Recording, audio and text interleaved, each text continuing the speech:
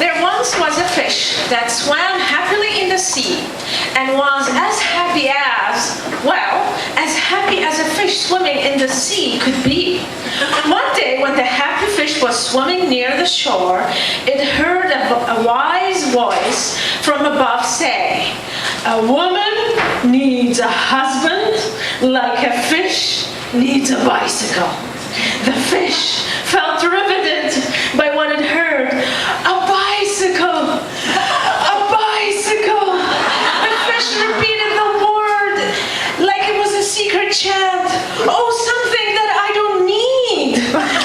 The thought of it made it just get all excited. For once, to have something that I don't need would be something indeed. And so the fish swam around the sea, feeling slightly less happy than happy can be, singing to herself a tune that can never be. I want a bicycle, I want a bicycle, I want to ride a bicycle. And then one day, as if by magic, the less happy than happy can be fish took a wrong turn and felt lost in the big sea. In a panic, the fish twirled around, zigzagged random shapes until it found itself in a never-before encountered reef. As the sun sent its golden rays down the shallow end, darkness uncovered the way theater drapes part on an opening night, and there it was, a shining object with two wheels. The fish's heart skipped two beats, and wobbly wobbles went up and down its imaginary knees.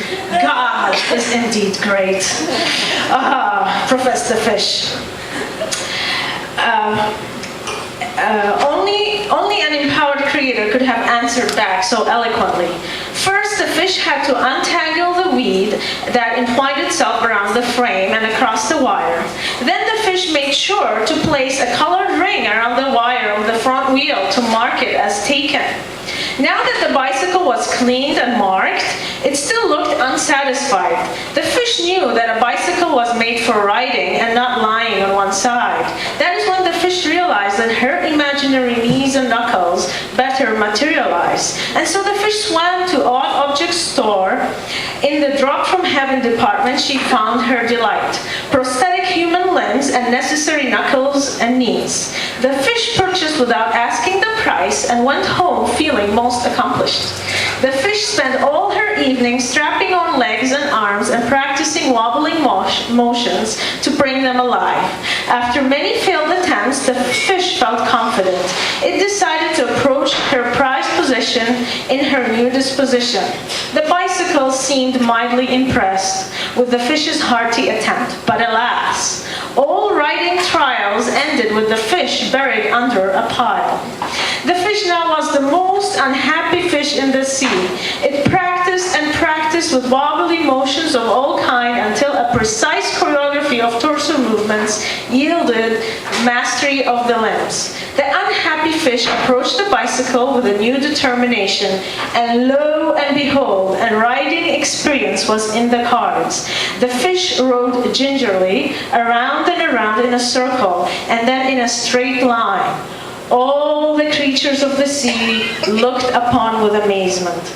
Even the octopus and the shark spared precious moments to notice. The tortoise smiled for the first time in 50 years, and the starfish took a vow of non-violence. They sensed they had witnessed history. The fish puffed up its chest in victory and rode around every day to applause and adoration. The bicycle seemed pleased, but not all was well in the sea. A few logical fishes doubted the victorious fish and asked annoying logical questions. Why ride a bicycle when you can swim faster? But the victorious fish answered them with clever retorts that silenced them. You dumb doubters, don't you see? This is progress. It is called technology. It is us modern fish that hold the future in our non-existent fingers. Although the doubters have been silenced, the defiant fish was certain that their doubting voice would rise again. As the vigorous training program for the bicycle racing began, the astonishing happened. The bicycle spoke.